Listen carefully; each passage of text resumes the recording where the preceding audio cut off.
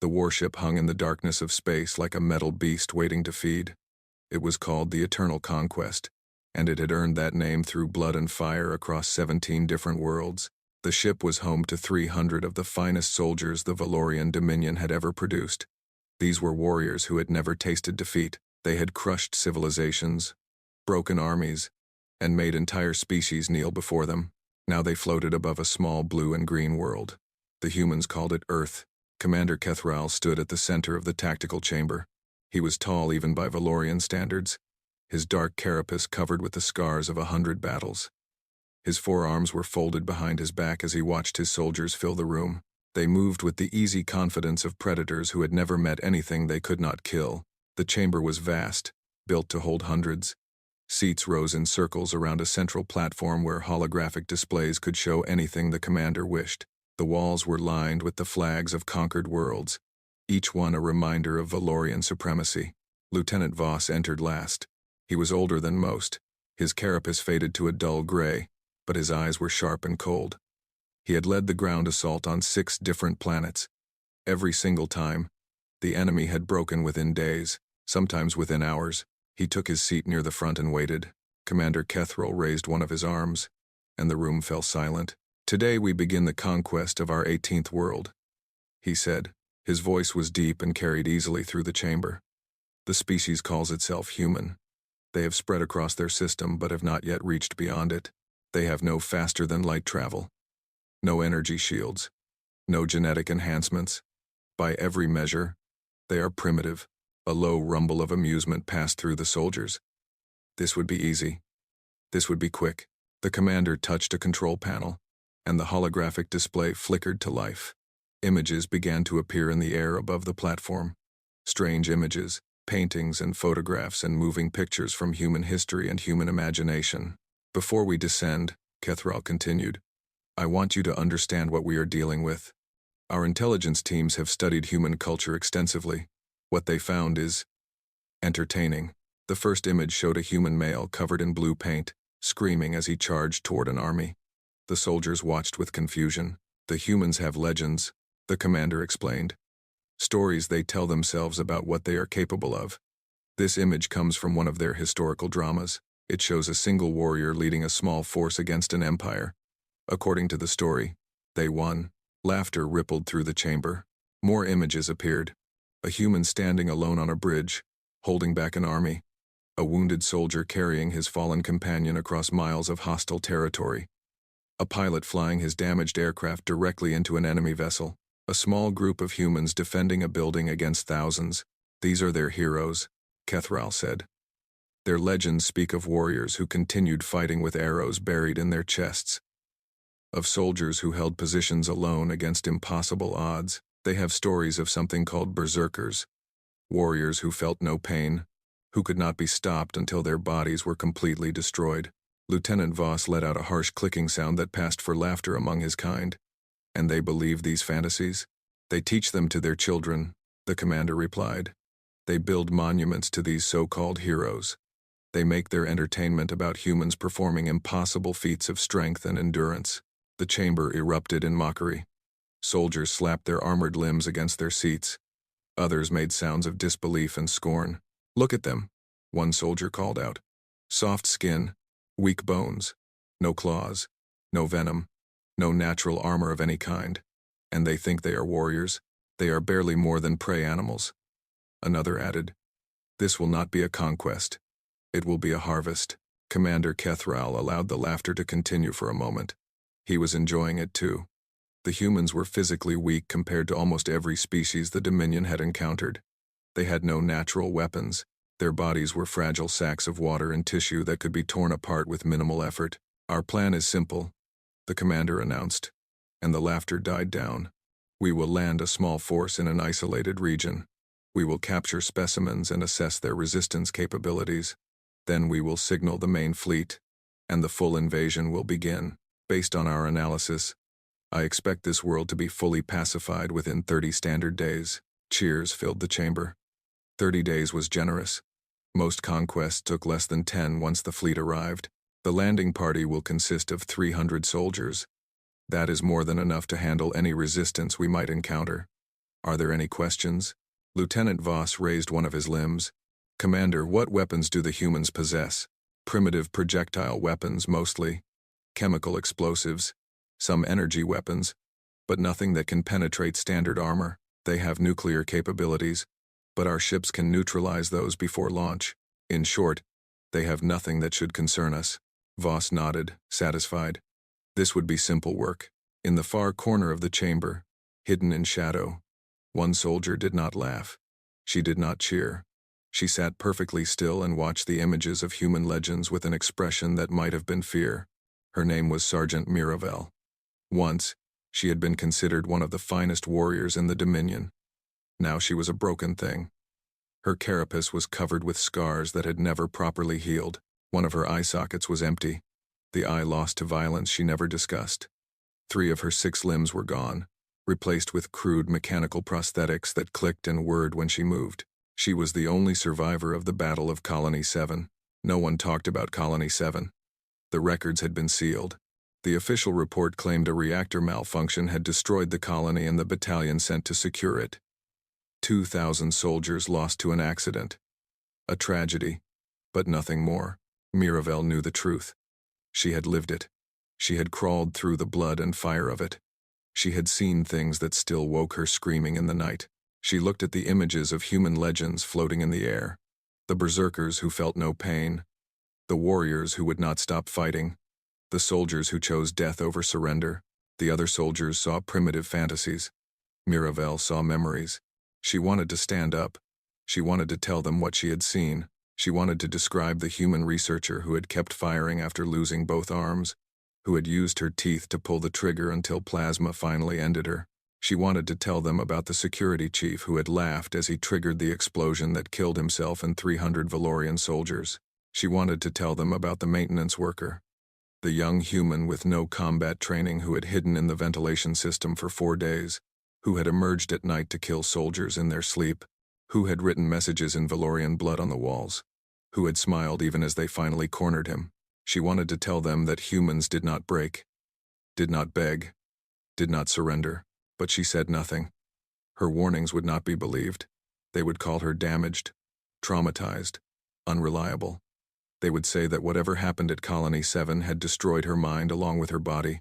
So she sat in silence and watched her fellow soldiers laugh at the legends of humanity. They would learn. Soon enough, they would all learn.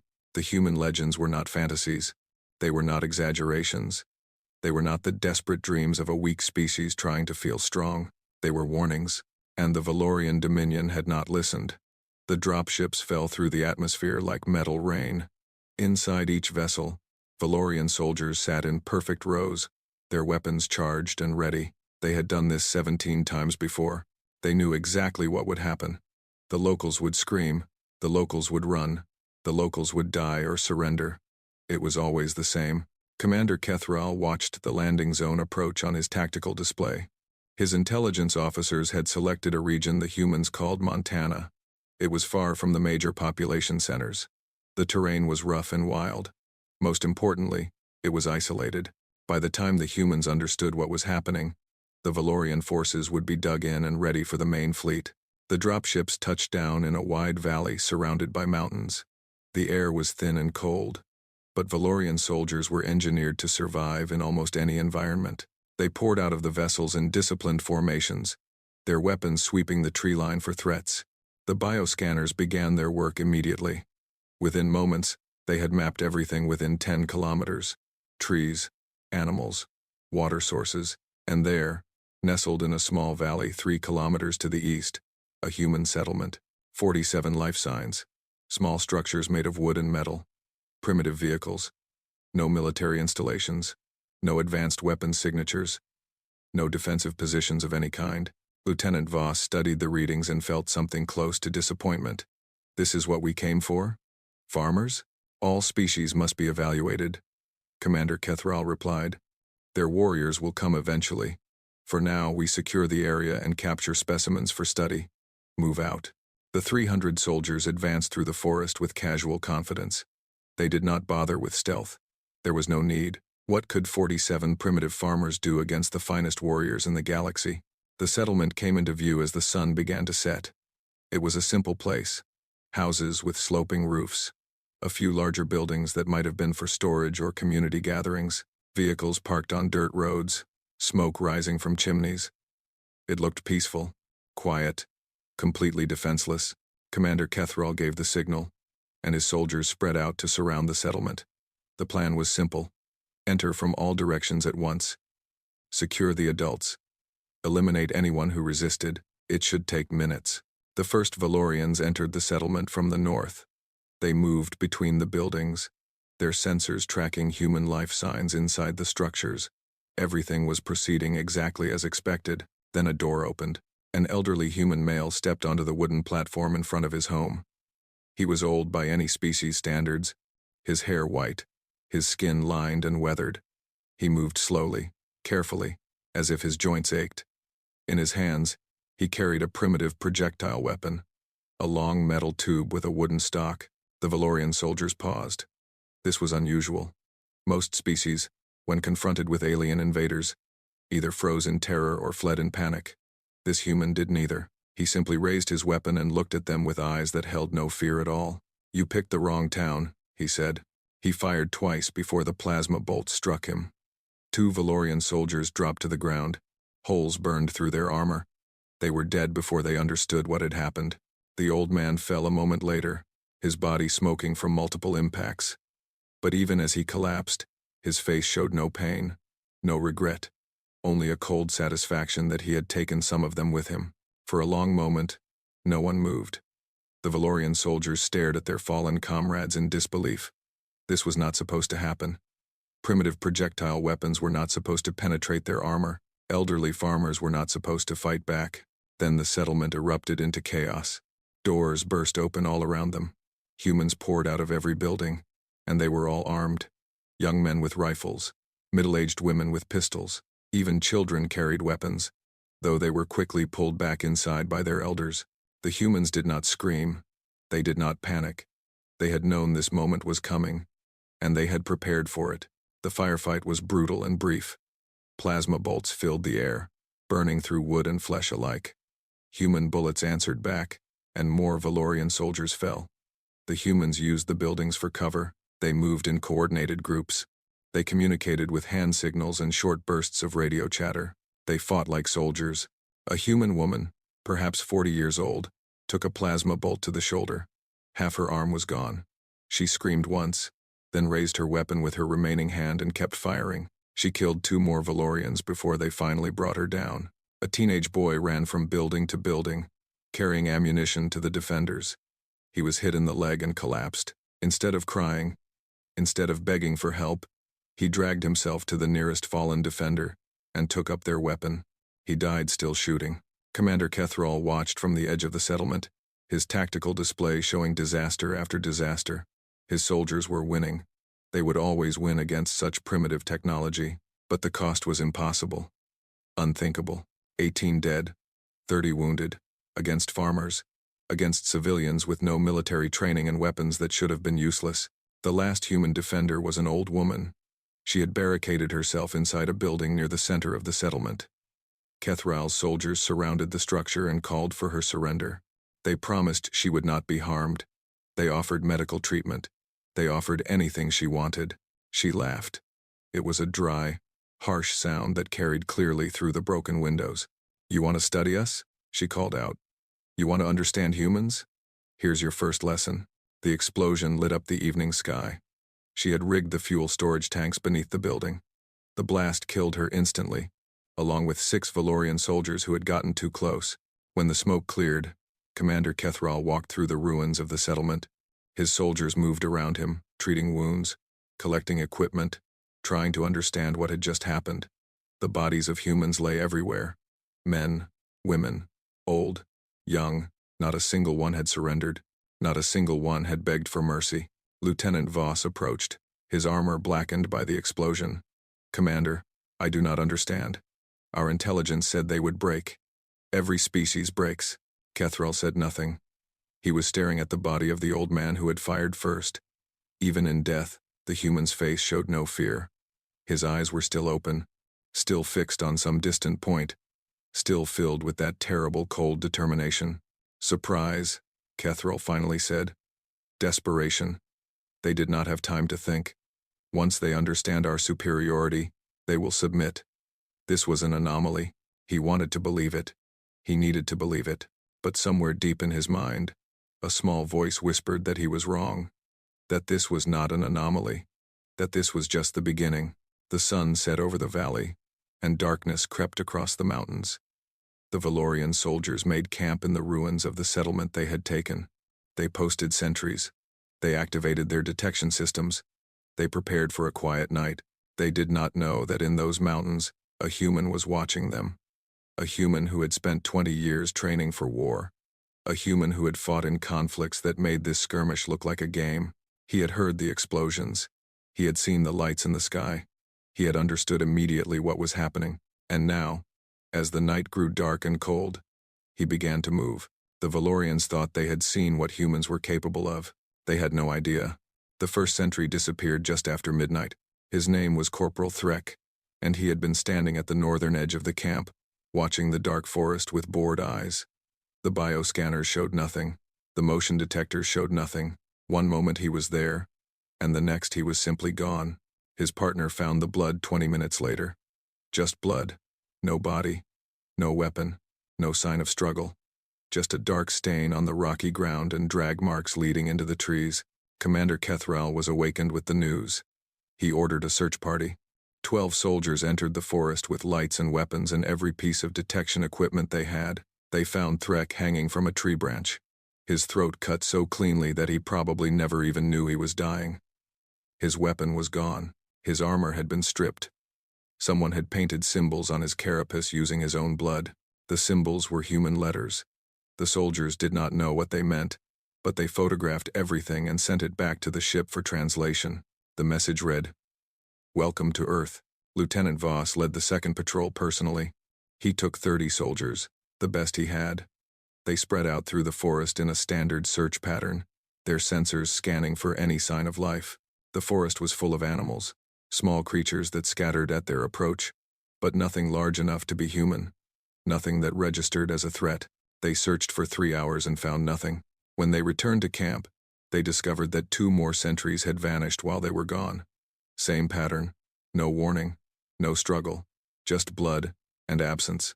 Fear began to spread through the camp like a disease. These were soldiers who had conquered worlds, who had faced enemies that breathed fire and spit acid and attacked in waves of thousands. They had never been afraid. But this was different. This enemy was invisible. This enemy struck without warning and vanished without trace. The sun rose, and Commander Kethril called his officers together. "We are dealing with one human," he said. "Perhaps 2 at most. Our scanners would have detected a larger force. This is harassment, nothing more. We will find him and eliminate him." "With respect, Commander," Voss said. "Our scanners found nothing last night. How do we find an enemy we cannot detect? We change tactics. We stop sending patrols and start laying traps. We use our numbers. We cover every approach to this camp with firepower.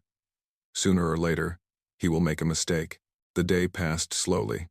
The soldiers stayed alert, weapons ready, eyes scanning the tree line. Nothing happened. No attacks. No sightings. Just silence and the endless waiting. Some soldiers began to relax. Perhaps the human had fled. Perhaps the losses during the night had been luck, nothing more. Perhaps the commander was right, and this was just harassment from a single desperate primitive. Then night fell again. The first scream came from the eastern perimeter. A soldier had stepped away from his post to relieve himself. He made it perhaps 10 meters into the darkness before something took him. His scream cut off so abruptly that the soldiers who heard it could not be sure it had happened at all. Then the explosions began. Someone had moved through the camp during the day. Someone had planted devices in the supply containers, the communication equipment, the ammunition stores. The blasts were not large, but they were precise. They destroyed exactly what they needed to destroy, and nothing more. The soldiers fired into the darkness at shapes that might or might not have been there. Plasma bolts lit up the night like artificial lightning. Trees burned, rocks shattered, but when the firing stopped, there was nothing. No body, no blood, just damaged equipment and terrified soldiers. Lieutenant Voss tracked the human for 6 hours. He was determined. He was experienced. He had hunted prey on a dozen worlds, creatures far more dangerous than any human should have been. He found signs of passage, broken branches and disturbed soil, and he followed them deeper and deeper into the mountains. His soldiers fell behind one by one. Some lost the trail, some stopped to rest, some simply vanished, there one moment and gone the next. Voss barely noticed.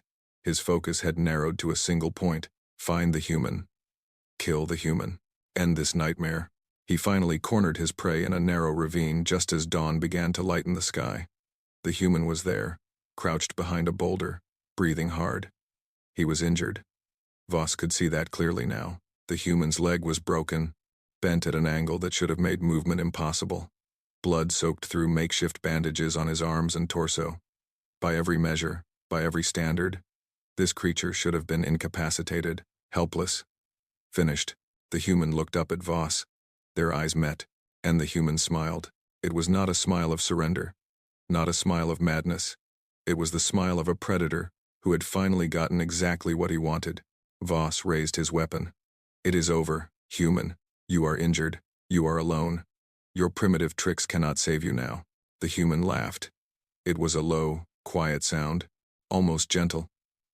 You know what the problem is with you people? He said. His voice was calm, conversational, as if they were discussing the weather. You rely too much on your technology, your scanners, your armor, your superior firepower. He moved then, faster than anything with a broken leg should have been able to move. Voss fired, but the human was no longer where he had been. A knife appeared in the human's hand, and then it was buried in the joint between Voss's helmet and chestplate, the one tiny gap in his armor. Voss fell. As he lay dying, he watched the human limp toward the soldiers who had accompanied him. There were 9 of them. 9 heavily armed, fully armored Valorian warriors against one wounded human with a knife. The fight lasted less than 2 minutes. When it was over, the human stood alone in the ravine, surrounded by bodies. He was bleeding from new wounds. His broken leg had given out entirely. He was holding himself upright through pure will alone, but he was alive, and they were not. Voss's communicator crackled. Lieutenant? Report. What is your status? The human picked up the device. He studied it for a moment, figuring out how it worked. Then he spoke into it, his voice soft and steady. Your lieutenant is dead. Your soldiers are dead. And I am just one man. There are millions more like me on this world. Billions. Think about that. Then leave. He dropped the communicator and began to limp away. He had more work to do. Back at the camp, Commander Kethral listened to the silence that followed the transmission. Around him, his officers stood frozen. Their faces showed something he had never seen before, something he had never expected to see on Valorian warriors. Fear. Commander, one of them whispered. What do we do? Kethral did not answer. He was remembering the briefing room on the ship, the laughter, the mockery, the casual dismissal of human legends, warriors who felt no pain, soldiers who would not stop fighting, berserkers who continued until their bodies were destroyed. He had thought they were fantasies, exaggerations, the desperate dreams of a weak species. He had been wrong. The human had been shot multiple times. His leg was broken. He should have been dead a dozen times over. And instead, he had killed Lieutenant Voss and 9 elite soldiers with nothing but a knife and his bare hands. The legends were not fantasies. The legends were real. And Commander Kethral was beginning to understand that this invasion might have been a terrible mistake. The survivors stumbled back to the dropships as the morning sun rose over the mountains. There had been 300 soldiers at the start. Now there were less than 200. Many of the survivors were wounded. All of them were afraid. Commander Kethral stood at the entrance to his command ship and watched them come. These were warriors who had conquered worlds. Warriors who had never known defeat. Now they moved like broken things, jumping at shadows, flinching at sounds, their eyes constantly scanning for threats that could come from anywhere. Morale had collapsed completely. Soldiers who had faced monsters without flinching now refused perimeter duty. Veterans of a dozen campaigns sat huddled in corners, clutching their weapons like children holding comfort objects. The medical bay was overflowing with wounded soldiers who could not stop shaking. Commander Kethral called a meeting of his remaining officers. They gathered in the command ship's tactical room, the same room where they had laughed at human legends just days before. No one was laughing now. "Report," the commander ordered. The numbers were delivered in flat, hollow voices. 118 soldiers dead or missing. 43 seriously wounded. All forward observation posts abandoned. All perimeter defenses compromised. Communication equipment damaged beyond repair. 2 of the 4 dropships had been sabotaged during the night and could no longer fly. 1 human. All of this damage had been caused by 1 human. "This is impossible," an officer whispered. "This cannot be happening." "It is happening," Kethril snapped. "The question is what we do about it. We call for support. The fleet is only 17 days away. We hold position until they arrive. And tell them what? That 300 of our finest soldiers were broken by farmers and 1 wounded primitive. We would be executed for incompetence. Then what do you suggest, Commander?" Kethril had no answer. For the first time in his long career, he had no idea what to do. Every tactic he knew, every strategy he had learned, assumed that the enemy would eventually break, would eventually run, would eventually surrender. Humans did none of these things. They just kept fighting. They just kept dying. And they just kept killing. "Commander," the voice came from the back of the room. It was quiet, almost a whisper, but something in it made everyone turn. Sergeant Miravel stood in the doorway. Her scarred carapace seemed to absorb the light. Her single eye was fixed on Kethril with an intensity that made even him uncomfortable. "You wish to speak?" "Sergeant, I do." She limped forward, her prosthetic limbs clicking against the metal floor. "I think it is time I told you about Colony 7. The room went silent. Colony 7 was not spoken of. The records were sealed. The official story was a reactor malfunction. Everyone knew not to ask questions. "Sergeant, that information is classified. Then declassify it." Miravel's voice was still quiet, but there was steel beneath it. "Or watch more soldiers die in ignorance." Kethril hesitated, then nodded. "Speak." Miravel took a breath. When she began talking, her voice was distant, as if she was describing something that had happened to someone else. Colony 7 was a human research outpost on the edge of their space. Small, isolated, unimportant. Our battalion was sent to secure it, 2,000 soldiers against 31 scientists and 12 security personnel. We expected it to take hours. She paused. Her mechanical hand was shaking.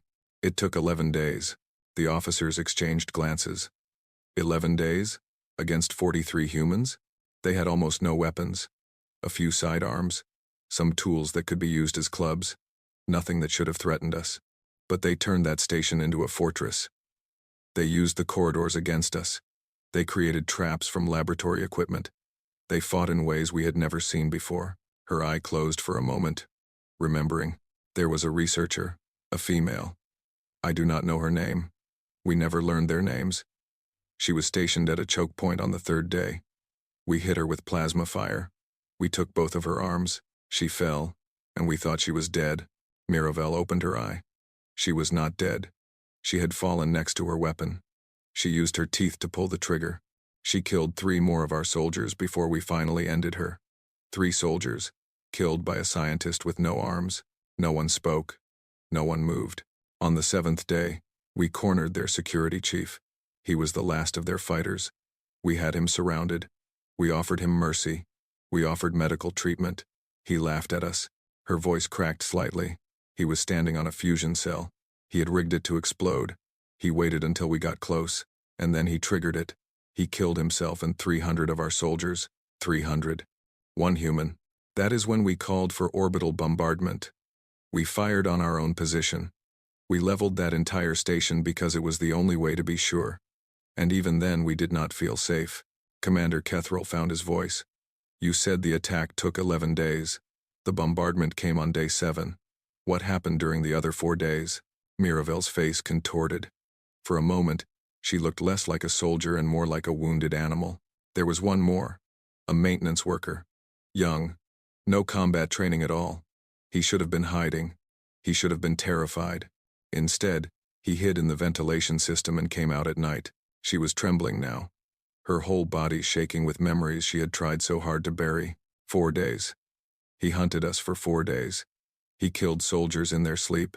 He poisoned our water supply with chemicals from the laboratory. He wrote messages on the walls in our blood. He never made a sound. We never saw him until the end. When we finally found him, he was smiling. He was wounded. He was dying. But he was smiling. Like he had already won. Like killing us was the only thing that mattered. And he had done it better than any of us could have imagined. The room was completely silent. The officers stared at Miravel with horror dawning on their faces. We sealed the records because we were ashamed, Miravel continued. 2,000 soldiers against 43 humans, and we had to destroy the entire station to win. We told ourselves it was an anomaly, a fluke. We told ourselves that it could never happen again. She looked at Commander Kethrall. But it is happening again. Right now. One human is doing to us exactly what that maintenance worker did. And you want to know why? Because we laughed at their legends. We mocked their stories. We thought we knew what they were. She pointed at the tactical display, which still showed the scattered wreckage of the Valorian camp. The berserkers, the warriors who feel no pain, the soldiers who fight to the last breath. We thought they were fantasies. Primitive stories told by a weak species to make themselves feel strong. Her voice dropped to a broken whisper that filled the silent room. This real. The words hung in the air like a death sentence. Everything they told themselves is real. The legends are not myths. They are memories. Humans do not exaggerate their capabilities. If anything, they understate them. They are not weak. They are not primitive. They are the most dangerous species we have ever encountered. And we invaded their home world with 300 soldiers because we were too arrogant to listen to our own survivors. Commander Kethrall looked at the broken sergeant, at her scars and prosthetics and single haunted eye. What do we do? He asked. He was no longer a commander. He was a soldier asking for help from someone who understood the enemy. Miravel's answer was simple. We leave. We warn the fleet. We pray they listen. She turned and limped out of the room, leaving behind a silence that felt like a grave. Commander Kethrall gave the order to evacuate within the hour. There was no discussion, no debate. The officers who had once dreamed of glory and conquest now thought only of survival. They gathered what equipment they could salvage and loaded it onto the 2 remaining dropships. The wounded were carried aboard first. Then the able-bodied soldiers followed in silent, orderly lines. No one looked back at the camp they were abandoning. No one wanted to remember what had happened there. Kethrall stood at the entrance to his command ship and watched the loading process with empty eyes. 17 worlds conquered. 17 species broken. And now he was running from farmers and 1 wounded human with a knife. His career was over. His reputation was destroyed. But none of that mattered anymore. All that mattered was getting his soldiers off this planet and warning the fleet before it was too late. The engines powered up. The dropships lifted slowly from the valley floor, their landing gear folding into their hulls. The mountains fell away beneath them. The sky darkened from blue to purple to black as they climbed toward orbit. For a moment, Kethrall allowed himself to feel relief. They had escaped. They were going home. The nightmare was over. Then the sensors screamed. "Commander!" the pilot shouted. Multiple contacts approaching. Fast movers, coming from every direction. Kethrall rushed to the tactical display. What he saw there made his blood run cold. Hundreds of aircraft were converging on their position. They came from the north and south, from the east and west. They rose from hidden bases in the mountains and launched from ships in the distant oceans. They filled the sky like a swarm of angry insects, and every single one of them was heading straight for the Valorian dropships. "How?" Kethrall whispered. "How is this possible? We were here for 3 days." There was no time for them to organize a response of this magnitude, but even as he asked the question, he knew the answer. There had been plenty of time. The humans had known they were coming. Perhaps they had detected the ships in orbit. Perhaps they had intercepted communications. Perhaps they had simply been prepared for this moment for years, waiting for the day when something would come from the stars. The isolated settlement, the sparse population, the lack of military installations. It had all been a trap, a carefully constructed trap designed to draw the invaders in, to let them commit their forces, to observe their tactics and weapons and weaknesses before springing closed. And the Valorians had walked right into it. "Commander, what do we do?" Kethrall turned to his communications officer. "Get me a link to the fleet. Maximum power. Highest priority encryption." Now, the officer worked frantically at his console. Seconds stretched into eternities. The human aircraft drew closer. Warning lights flashed across every display. Connection established, Commander. Kethrall grabbed the communicator. His hand was shaking.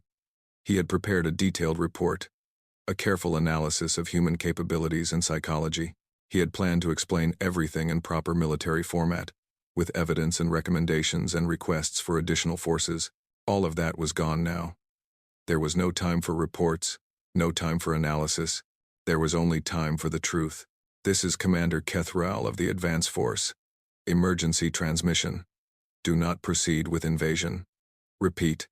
Do not proceed. He paused, trying to find the words. Around him, his officers watched with pale faces. The human aircraft were almost in range now. Missiles were locking on. In moments, the transmission would be cut off forever. The humans are not what we believed. Their legends are not fantasies. Their stories are not exaggerations. They are the most dangerous species we have ever encountered. They do not break. They do not surrender. They fight until they cannot move, and then they find ways to fight some more. The first missiles launched. Kethrall watched them streak toward his ship on the tactical display.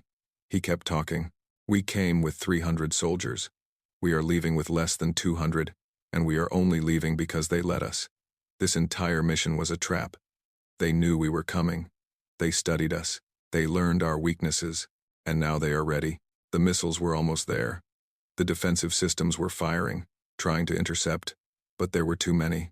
Far too many. Do not come here. Do not send the fleet. Find another world. Find another species. Leave the humans alone. His voice cracked.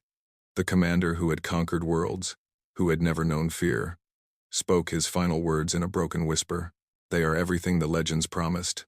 And worse. The first missile struck the dropship carrying the wounded. It exploded in a ball of fire that lit up the upper atmosphere. The second dropship lasted only moments longer before it too was torn apart. Kethrall's command ship was the last to fall. As the missiles closed in, he had one final thought. He wondered if anyone would listen to his warning. He wondered if the fleet would turn back. He hoped they would. For the first time in his life, he hoped for defeat. The explosion was brief and bright, a new star that flared and died in seconds. Debris scattered across the sky and began the long fall back to Earth. The human pilots watched it burn, their communications channels filled with quiet cheers and solemn acknowledgments. On the ground, in a mountain cabin 30 kilometers from the original battlefield, a wounded man listened to the news on a radio he had taken from a dead alien soldier. His leg was splinted with branches. His wounds were bandaged with strips of cloth. He should have been in a hospital. He should have been resting. Instead, he was smiling. 3 months later, the Valorian invasion fleet arrived at the edge of the solar system. They had received Commander Kethrall's transmission, but their admirals had dismissed it as the ravings of a broken coward. 300 soldiers defeated by primitives? Impossible. Laughable. The commander had clearly lost his mind. The fleet entered the system with absolute confidence. 10,000 ships, 2 million soldiers. Enough firepower to crack planets and boil oceans. They found humanity waiting for them. The humans had not wasted the 3 months. They had built. They had prepared. They had taken the wreckage of the Valorian dropships and reverse-engineered every piece of technology they could understand. They had unified their fractured nations under a single purpose. They had turned their entire civilization into a weapon. The battle lasted 6 days. When it was over, the Valorian fleet existed only as debris drifting between Mars and Jupiter. The survivors fled to the edges of the galaxy, carrying stories of the monsters who lived on the third planet from an unremarkable yellow star. The stories spread. Other species heard them and trembled. The humans had defeated the Dominion. The humans had broken the unbreakable. The humans were everything their legends claimed and more. In the decades that followed, humanity expanded into the stars. They found other species, other civilizations. Some welcomed them. Some feared them. All of them had heard the stories. All of them knew the warning that had spread across the galaxy like wildfire. The Valorians had been the first to learn the truth about humanity. They would not be the last. Somewhere in the archives of a dozen different species, a recording was preserved. It showed a scarred Valorian soldier, her body broken, her eye empty, her voice a hoarse whisper. She stood before her commanders and told them what she had seen, what she had survived, what humans were truly capable of. The recording ended with 2 words that became humanity's legacy. 2 words that were spoken in fear and recognized in wonder. 2 words that defined a species and changed a galaxy. This real. And it was. It always had been. The legends were never fantasies. They were memories, warnings, promises. Humanity had simply forgotten what it was capable of. The universe had reminded them, and now the universe would never forget.